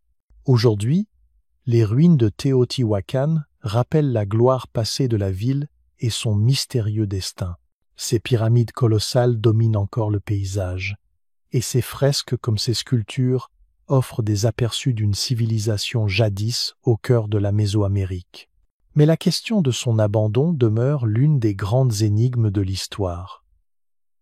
En continuant d'étudier ces vestiges, peut-être découvrirons-nous un jour les dernières pièces du puzzle. Pour l'instant, la chute de Teotihuacan reste un mystère fascinant, celui d'une cité antique qui connut la grandeur avant de disparaître dans le désert, ne laissant derrière elle que l'écho de son passé. Atlantide, réalité, fiction ou civilisation perdue, l'histoire de l'Atlantide fascine l'imagination des hommes depuis des siècles. Était-ce un lieu réel, une civilisation ancienne qui aurait prospéré avant de disparaître mystérieusement, ou bien n'est-ce qu'une invention, un mythe créé par les Grecs? La légende de l'Atlantide a nourri d'innombrables débats et théories, mêlant histoire, archéologie et mythologie dans une énigme irrésistible. Mais malgré toutes les spéculations, la question reste ouverte. L'Atlantide a-t-elle vraiment existé, ou n'est-ce qu'un récit légendaire? La première mention de l'Atlantide apparaît dans les écrits du philosophe Platon, vers 360 avant notre ère. Dans ses dialogues Timée et Critias, il décrit une civilisation puissante et avancée qui aurait existé des milliers d'années avant lui. Selon son récit, l'Atlantide était une grande île située au-delà des colonnes d'Hercule, ce que nous appelons aujourd'hui le détroit de Gibraltar. Les Atlantes formaient une société prospère, riche et puissante, avec une capitale splendide ornée de temples majestueux, de canaux et de ponts. Mais d'après Platon, leur déclin moral les conduisit à leur perte. L'histoire prend un tournant tragique lorsque les dieux, courroucés par la corruption et la cupidité des Atlantes, décidèrent de les punir.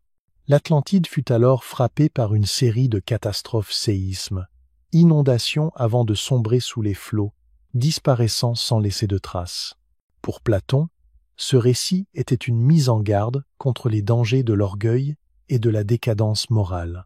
Depuis, la légende d'Atlantide n'a cessé de captiver explorateurs, écrivains et penseurs. L'idée d'une civilisation très avancée, engloutie par le temps, a alimenté de nombreuses théories sur son emplacement et son destin. Certains pensent que l'Atlantide s'inspire d'événements historiques réels, d'autres y voient une pure allégorie. Alors, l'Atlantide aurait-elle pu exister? Explorons les possibilités. Certains historiens et archéologues estiment que le mythe pourrait découler de faits réels. Une théorie associe l'Atlantide à la civilisation minoenne, qui prospérait sur l'île de Crète vers 1600 avant notre ère. Les Minoennes, société avancée, possédaient de somptueux palais, une art raffinée et une flotte maritime puissante. Mais autour de 1450 avant notre ère, l'éruption du volcan de Terra, l'actuel Santorin, provoqua une dévastation massive, suivie d'un tsunami destructeur qui frappa durement la Crète. Ce cataclysme aurait pu inspirer le récit de Platon, avec le déclin brutal des Minoennes servant de base à l'histoire d'une civilisation engloutie par la mer. D'autres avancent que le mythe pourrait être lié à des souvenirs déformés de la destruction de cités réelles, Certains pensent à Troie, redécouverte au XIXe siècle par Heinrich Schliemann, tandis que d'autres suggèrent que Platon s'inspirait de catastrophes naturelles ayant frappé diverses civilisations, comme l'engloutissement de villes dû à la montée des eaux ou à d'autres bouleversements environnementaux. À l'inverse, de nombreux chercheurs soutiennent que Platon n'entendait pas être pris au pied de la lettre. Selon eux, l'Atlantide était une fiction philosophique, un récit symbolique et non historique. Platon aurait créé cette cité idéale pour illustrer ses idées sur la société parfaite et sur les dangers de la corruption. Les descriptions détaillées de ses richesses et de ses canaux auraient alors servi de miroir inversé aux sociétés réelles de son époque, notamment Athènes. Dans cette lecture, la chute de l'Atlantide symboliserait les conséquences de la décadence morale, à l'image de l'effondrement d'autres grandes civilisations. Quoi qu'il en soit, aucune preuve tangible de l'existence de l'Atlantide n'a jamais été trouvée. Au fil des siècles, d'innombrables expéditions ont cherché la cité engloutie en Méditerranée, dans les Caraïbes et même en Antarctique. Certains ont affirmé avoir découvert des ruines sous-marines, des structures mystérieuses ou des artefacts anciens, mais rien n'a jamais confirmé l'existence réelle de l'Atlantide. La légende perdure donc comme un symbole de mystère et d'intrigue. Qu'elle soit réelle ou fictive, elle continue d'inspirer explorateurs, écrivains et cinéastes. De 20 000 lieues sous les mers de Jules Verne aux superproductions modernes, l'image d'une civilisation disparue, cachée sous les flots, est devenue un puissant motif culturel. En fin de compte, le mystère de l'Atlantide ne sera être jamais totalement résolu. Était-ce une véritable civilisation disparue ou simplement un mythe intemporel destiné à nous avertir des excès de l'orgueil? Ce qui est certain, c'est que son histoire continue d'enflammer notre imagination et notre désir de percer les secrets perdus du passé. Réalité ou fiction inventée par Platon, l'Atlantide demeure un mythe vivant. L'idée d'une civilisation engloutie par la mer et cachée sous les vagues continue de nous fasciner. Et face à l'horizon, nous ne pouvons nous empêcher de nous demander l'Atlantide, sous une forme ou une autre, pourrait-elle encore nous attendre, tapis dans les profondeurs? L'Empire phénicien, les maîtres de la mer Méditerranée. Imaginez-vous sur les quais animés de Tyr ou de Sidon, deux des plus grandes cités du monde antique. La brise salée de la Méditerranée caresse votre visage tandis que des navires chargés de pourpre, d'objets en verre et de cèdres précieux prennent la mer vers des terres lointaines. Voici les Phéniciens, ces marins de l'Antiquité qui régnaient sur la Méditerranée bien avant que ne surgissent les grands empires de la Grèce ou de Rome. Connus comme les maîtres des mers, les Phéniciens bâtirent l'une des civilisations les plus influentes du monde ancien. Pourtant, leur grandeur semble s'être effacée dans l'ombre du temps, ne laissant qu'un héritage qui suscite autant de questions qu'il apporte de réponses. Comment les Phéniciens, avec leur incroyable maîtrise maritime et leurs vastes réseaux commerciaux, ont-ils pu disparaître de la scène historique? Les Phéniciens n'étaient pas un empire unifié au sens classique, mais un ensemble de cités, États disséminés le long de la côte méditerranéenne, dans ce qui correspond aujourd'hui au Liban, à l'ouest de la Syrie et au nord d'Israël. Les plus importantes d'entre elles étaient Tyr, Sidon et Byblos. Ils furent parmi les premiers à établir un commerce à longue distance à travers la Méditerranée, étendant leur influence bien au-delà de leur patrie côtière. Les Phéniciens étaient renommés pour leur habileté dans la construction navale et la navigation. Maîtrisant l'art de la mer à une époque où la plupart des civilisations connues restaient liées à la terre, peut être leur plus grande contribution au monde fut-elle leur alphabet. L'alphabet phénicien devint la base de la plupart des systèmes d'écriture alphabétique ultérieurs, y compris les alphabets grecs et latins. Leur route commerciale s'étendait à travers toute la Méditerranée, atteignant l'Afrique du Nord, la Sicile, l'Espagne et même la Bretagne, où ils échangeaient du verre, de la pourpre, du vin et du bois. À l'apogée de leur puissance, les Phéniciens fondèrent des colonies comme Carthage, qui allait devenir plus tard un empire redoutable à part entière. Mais malgré leur immense influence, l'empire phénicien ne survécut pas. Leurs cités furent peu à peu absorbées par de plus grands empires, et leurs routes commerciales prospères perdirent de leur importance avec l'évolution du monde. L'effondrement de la civilisation phénicienne est aussi énigmatique que son ascension. Comment une société aussi raffinée, avec un réseau commercial si florissant et une telle maîtrise de la navigation, a-t-elle pu s'éteindre dans l'histoire? Le déclin des cités phéniciennes est souvent lié à l'essor de nouveaux empires, notamment l'expansion des puissants assyriens et babyloniens. Au 8e et 7e siècle avant notre ère, les cités phéniciennes subirent de plus en plus la pression de ces puissances montantes. En 701 avant notre ère, le roi assyrien Sennachérib attaqua Sidon, marquant le début d'une série de conquêtes qui mirent les cités phéniciennes sous domination étrangère. Tyr, l'une des cités les plus prospères, résista plus longtemps. Ses célèbres murailles, repoussant plusieurs sièges. Mais en 332 avant notre ère, même Tyr tomba, cette fois face à Alexandre le Grand. Si les Phéniciens parvinrent à maintenir un temps leur indépendance, ils ne purent résister à la puissance de ces empires naissants. Avec l'expansion des Assyriens, des Babyloniens, puis des Perses, ils furent progressivement absorbés. Tyr et Sidon devinrent de simples provinces de l'immense empire perse. Et lorsque vint la conquête d'Alexandre le Grand, la puissance phénicienne avait déjà considérablement décliné. Leur chute ne fut pas uniquement le résultat des conquêtes militaires. L'empire phénicien reposait en grande partie sur le commerce, et au fur et à mesure que de nouvelles puissances dominaient la Méditerranée, leurs réseaux d'échanges changèrent de main. Les Grecs, les Romains et plus tard les Carthaginois prirent de plus en plus le contrôle des routes commerciales. Les Phéniciens, autrefois maîtres incontestés de la mer, se virent dépassés par ces nouveaux acteurs, qui disposaient non seulement de forces militaires, mais aussi de structures politiques plus centralisées. Ce basculement économique éroda la richesse et l'influence de leurs cités. Un autre facteur possible du déclin phénicien fut leur manque d'unité. Sans autorité centrale ni empire unifié, les cités, États phéniciennes se retrouvaient souvent en compétition les unes avec les autres. Cette absence de cohésion les rendait vulnérables aux menaces extérieures. Si les Phéniciens savaient coopérer pour le commerce, ils échouaient à constituer une véritable alliance politique ou militaire pour défendre leur cité. Malgré leur absorption par de plus grands empires, les Phéniciens laissèrent un héritage durable. Leur alphabet, qui simplifia les systèmes d'écriture complexes de leur époque, se répandit dans toute la Méditerranée et influença l'évolution des écritures ultérieures.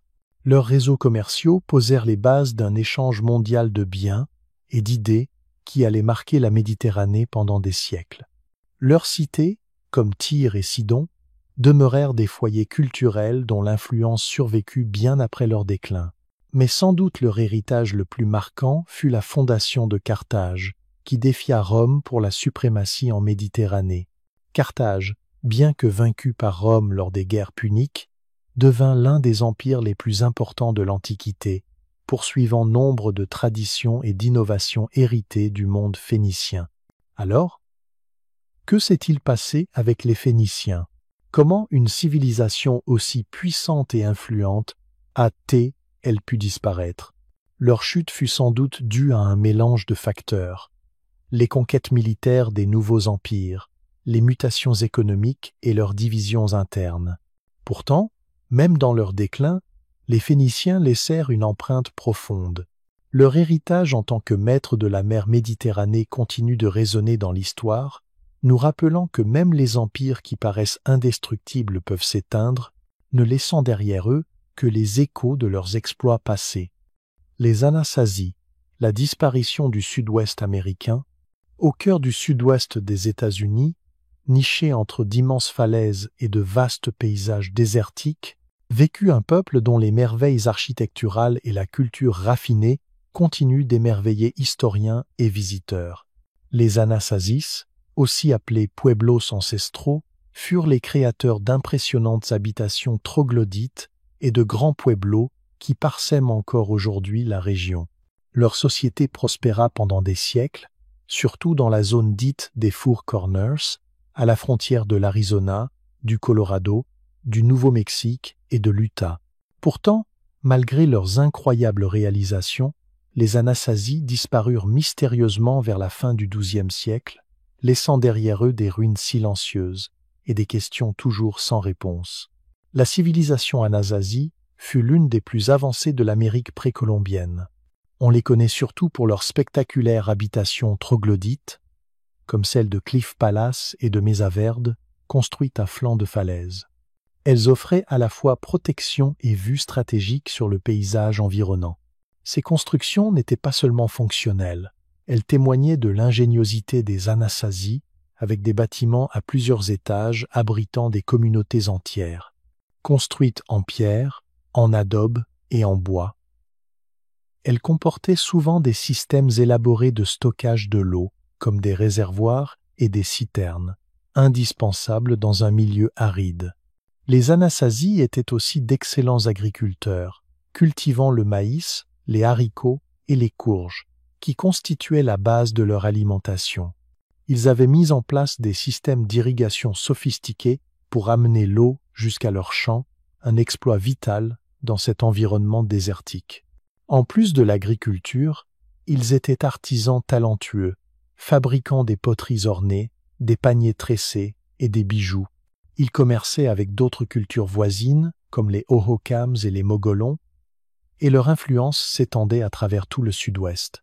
Mais vers la fin du XIIe siècle, les Anasasis commencèrent à abandonner leurs cités et à quitter leurs habitations troglodytes.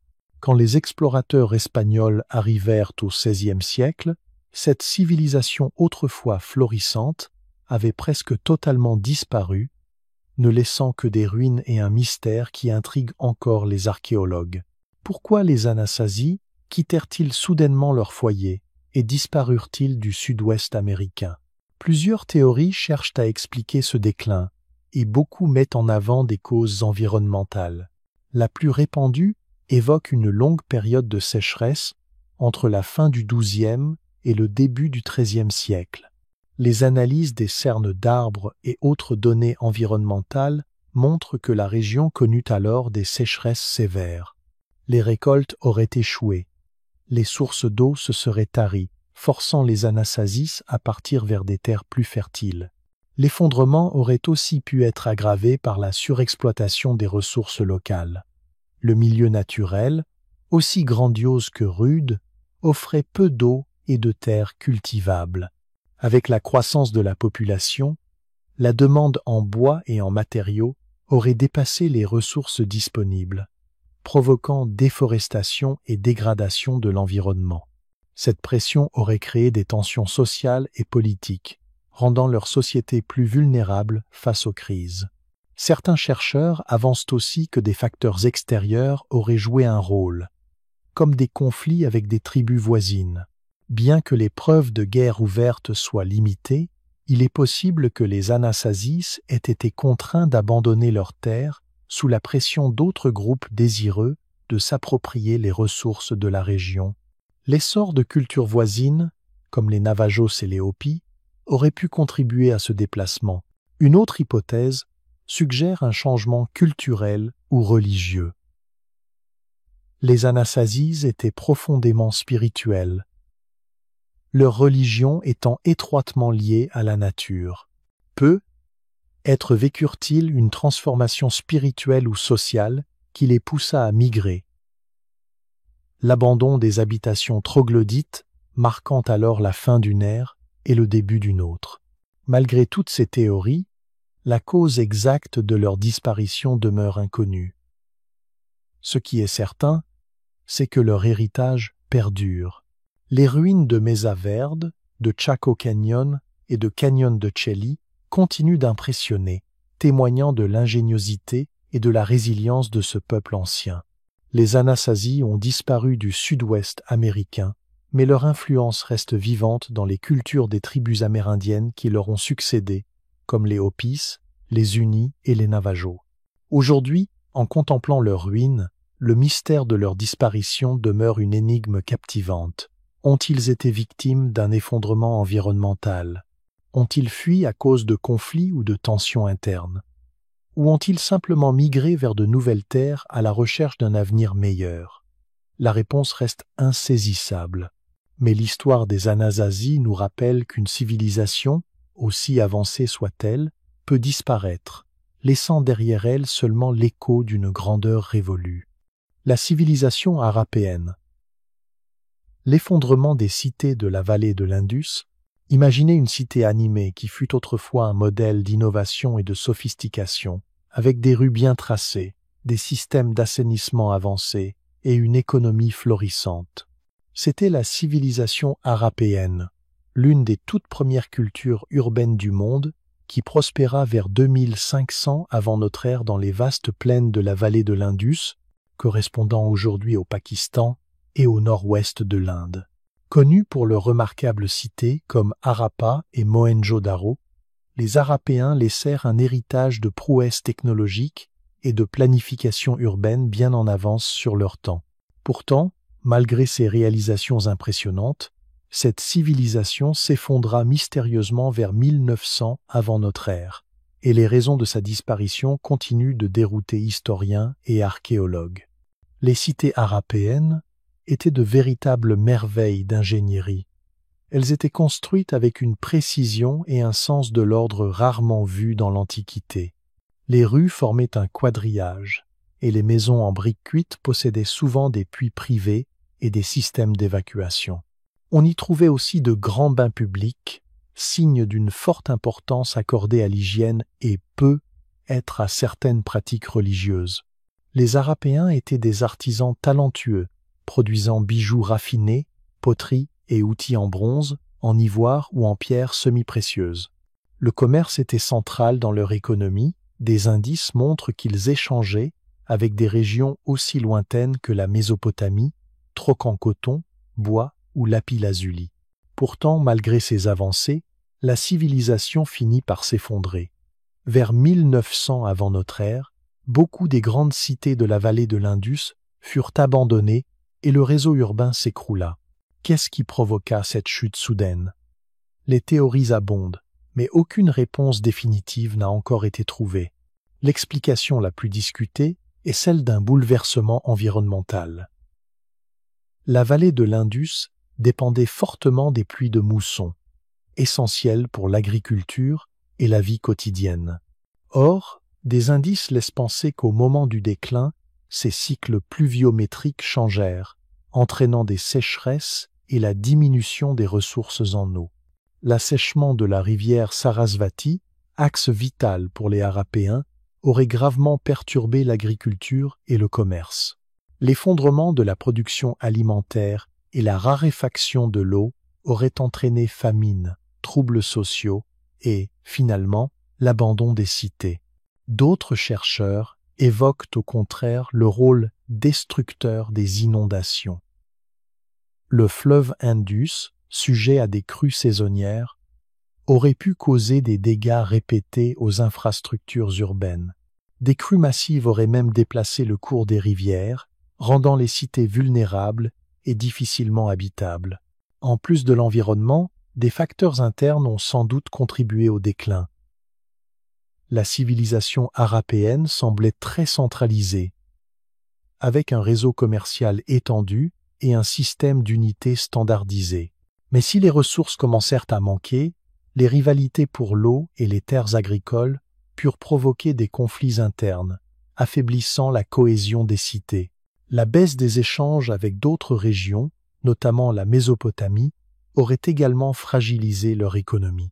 Une autre hypothèse intrigue, l'arrivée de nouveaux peuples, comme les Indo-Aryens, aurait pu jouer un rôle. Les preuves sont limitées, mais certains archéologues suggèrent que ces migrations auraient perturbé l'ordre social établi, participant au déclin. Cette idée reste spéculative, mais elle est soutenue par les changements culturels et linguistiques observés après l'effondrement. Malgré toutes ces théories, aucune réponse certaine n'émerge, en partie à cause de l'absence d'écrits directs laissés par les Harapéens. Contrairement à la Mésopotamie ou à l'Égypte, nous n'avons que des sceaux, des inscriptions et des objets qui n'expliquent pas pourquoi leurs cités furent abandonnées. Ce qui est clair, en revanche, c'est que leur héritage a perduré. Bien que les cités aient disparu, les techniques de construction et de planification urbaine influencèrent les civilisations suivantes de la région. La vallée de l'Indus resta un carrefour pour les empires futurs, et nombre d'idées nées chez les Harapéens furent transmises à travers les générations. L'effondrement de la civilisation harapéenne rappelle la fragilité des sociétés, même les plus avancées. Malgré ces innovations, elle resta vulnérable à des forces qu'elle ne maîtrisait pas, qu'il s'agisse du climat, de tensions internes ou d'invasions extérieures. La disparition des cités de l'Indus demeure l'un des grands mystères de l'histoire antique, une énigme qui continue de nous fasciner.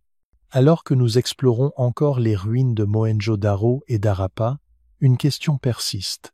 Qu'est-ce qui causa vraiment la chute de cette brillante civilisation? La réponse restera peut être inconnue, mais ce mystère ne fait qu'ajouter au charme de la vallée de l'Indus une civilisation qui atteignit de grands sommets avant de disparaître, laissant derrière elle des cités impressionnantes et un énigmatique héritage. Le royaume d'Aksum, ascension et chute d'une puissance africaine, niché dans les hauts plateaux de l'actuelle Éthiopie, le royaume d'Aksum s'est imposé comme l'une des civilisations les plus puissantes d'Afrique. À son apogée, Aksum était un centre de commerce, de culture et de puissance militaire, contrôlant de vastes territoires dans la corne de l'Afrique et au-delà. Pourtant, comme tant d'autres grands empires, il finit par céder aux pressions du temps, laissant derrière lui un héritage qui fascine encore les historiens aujourd'hui. Qu'est-ce qui rendait le royaume d'Aksum si puissant? Et qu'est-ce qui a provoqué son déclin? Le royaume d'Aksum apparut autour du 1er siècle de notre ère, à une époque où d'autres civilisations anciennes comme Rome et la Perse dominaient la Méditerranée et le Proche-Orient. Malgré sa position relativement isolée dans la corne de l'Afrique, Aksum devint rapidement un acteur majeur sur la scène mondiale, grâce surtout à sa position stratégique le long des routes commerciales. La richesse du royaume reposait sur son accès à des réseaux de commerce reliant l'Afrique, l'Arabie, l'Inde et le monde méditerranéen. Aksum contrôlait d'importants ports sur la mer Rouge, dont la prospère cité d'Adouli, qui devint un carrefour pour des marchandises telles que l'ivoire, l'or, l'encens et les épices. L'un des traits les plus remarquables de l'empire aksumite était son infrastructure avancée. Le royaume était connu pour son architecture monumentale en pierre, avec de gigantesques obélisques et de somptueuses stèles, dont beaucoup se dressent encore aujourd'hui comme témoins de sa grandeur. Ces structures monolithiques, qui pouvaient atteindre plus de 30 mètres de hauteur, servaient à marquer les tombes royales et les sites importants, démontrant la sophistication architecturale et artistique du royaume. Aksum développa aussi son propre système d'écriture, le Ge'ez, encore utilisé en Éthiopie aujourd'hui dans un contexte liturgique. Peut être l'un des aspects les plus notables de l'ascension d'Aksum fut sa conversion au christianisme au IVe siècle de notre ère, ce qui en fit l'un des premiers grands empires à adopter cette religion. Sous le règne du roi Ezana, le christianisme fut proclamé religion d'État, et Aksum devint un puissant centre d'influence chrétienne dans la région. Ce choix renforça non seulement les liens politiques avec l'Empire byzantin, mais relia aussi Aksum au monde chrétien plus large, consolidant encore son statut de puissance régionale. Malgré ses réalisations impressionnantes, le royaume d'Aksum dut affronter de nombreux défis qui finirent par entraîner son déclin. L'un des principaux facteurs fut le changement environnemental. L'économie agricole autrefois prospère de la région, qui dépendait des sols fertiles des hauts plateaux, commença à souffrir de la déforestation et de l'érosion. Le défrichement massif des terres pour l'agriculture et la construction de monuments en pierre aurait contribué à la dégradation des sols, les rendant de moins en moins productifs. À mesure que la base agricole s'affaiblissait, la capacité du royaume à nourrir sa population croissante diminuait elle aussi. En plus de cela, Aksum subissait une instabilité politique interne. Le royaume, vaste et diversifié, n'était pas facile à gouverner. Avec le temps, les gouverneurs régionaux et chefs locaux commencèrent à prendre plus d'autorité, affaiblissant le pouvoir central du roi. Cette décentralisation rendit plus difficile la gestion des menaces extérieures et des troubles internes, fragilisant encore la stabilité du royaume. Aksum dut aussi faire face à une pression croissante de forces extérieures.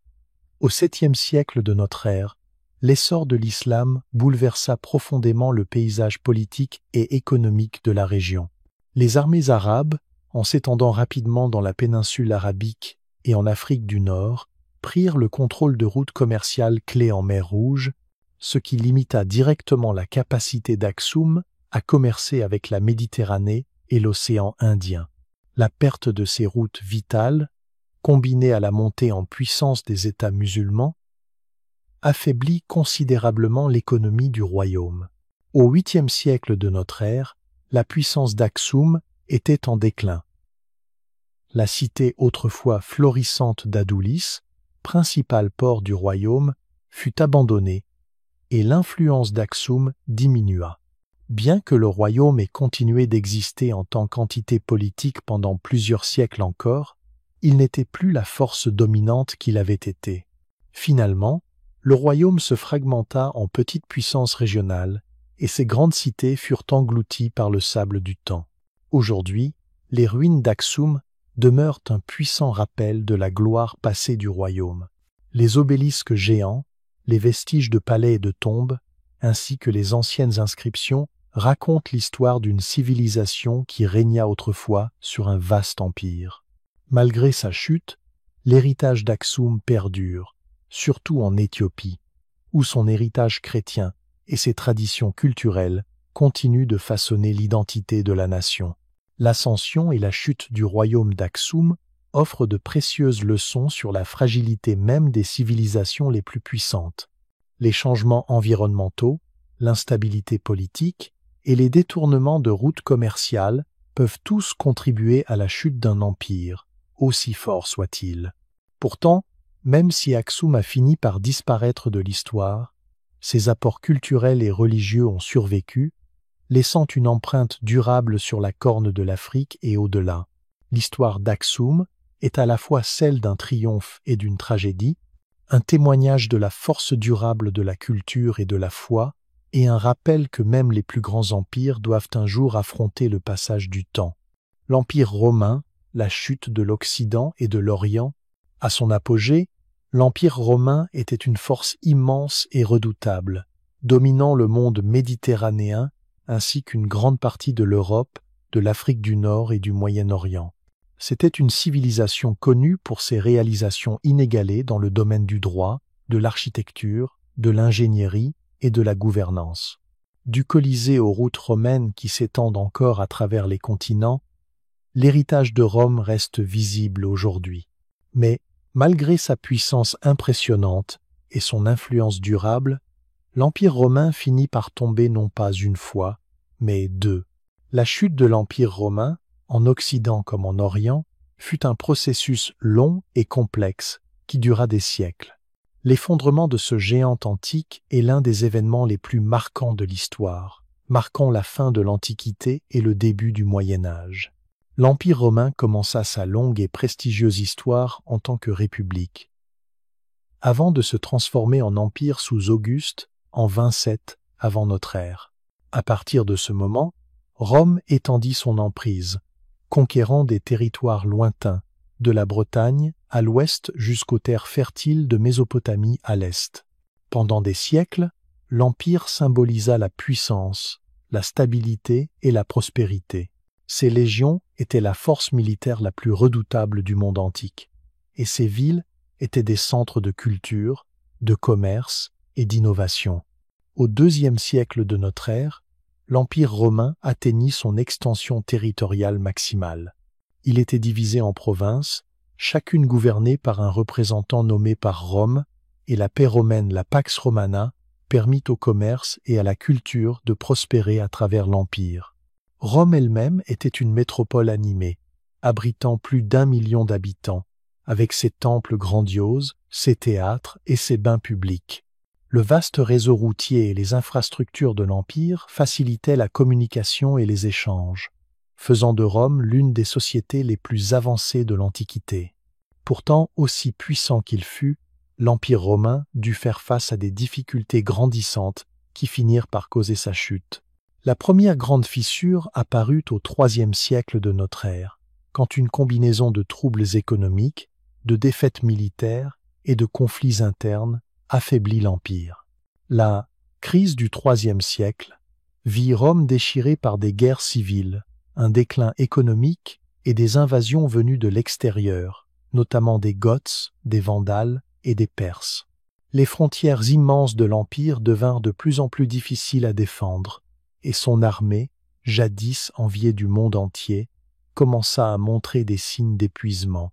C'est au cours de cette période de crise que l'Empire romain fut divisé en 2 Orients et Occident afin de mieux gérer ses vastes territoires. En 285 de notre ère, l'empereur Dioclétien sépara l'Empire en Empire romain d'Orient, avec pour capitale Byzance, plus tard Constantinople, et Empire romain d'Occident, avec pour capitale Rome. Cette division visait d'abord à stabiliser l'Empire, mais avec le temps, elle contribua à sa chute. Tandis que l'Empire romain d'Orient, plus tard connu sous le nom d'Empire byzantin, continua à prospérer pendant des siècles, l'Empire romain d'Occident s'affaiblissait et devenait de plus en plus vulnérable. L'Empire romain d'Occident, déjà fragilisé par la corruption interne, l'instabilité économique et une armée en déclin, subit des invasions répétées des tribus barbares. Les Wisigoths pillèrent Rome en 410 de notre ère, un coup terrible porté à la fière capitale. Malgré des tentatives de réorganisation et de défense, le déclin de l'Occident se poursuivit. En 466 de notre ère, le dernier empereur romain d'Occident, Romulus Augustule, fut renversé par le chef germanique Odoacre, marquant officiellement la fin de l'Empire romain d'Occident. Rome, jadis centre du monde connu, avait chuté. L'Empire romain d'Orient, quant à lui, survécut bien plus longtemps. Malgré ses propres défis invasion perse puis essor de l'islam, l'Empire byzantin perdura près d'1 millénaire après la chute de Rome. Avec sa capitale à Constantinople, il conserva une grande partie du droit, de la culture et des traditions romaines. Ses empereurs, comme Justinien Ier, cherchèrent à restaurer la gloire de Rome et à élargir ses frontières, entraînant une brève résurgence de puissance au VIe siècle. Mais malgré sa longévité, l'Empire byzantin subit une pression constante, à la fois interne et externe. Le coup final survint en 1453, lorsque les Turcs ottomans prirent Constantinople, mettant fin à l'Empire romain d'Orient. La chute de Constantinople marqua la fin définitive de la domination romaine en Orient, et la ville devint Istanbul, cœur de l'Empire ottoman. L'effondrement des 2 moitiés de l'Empire romain, l'Occident en 466 et l'Orient en 1453, fut un processus long et complexe qui s'étala sur des siècles. Les causes furent multiples: difficultés économiques, surexpansion militaire, corruption politique et invasion de tribus barbares.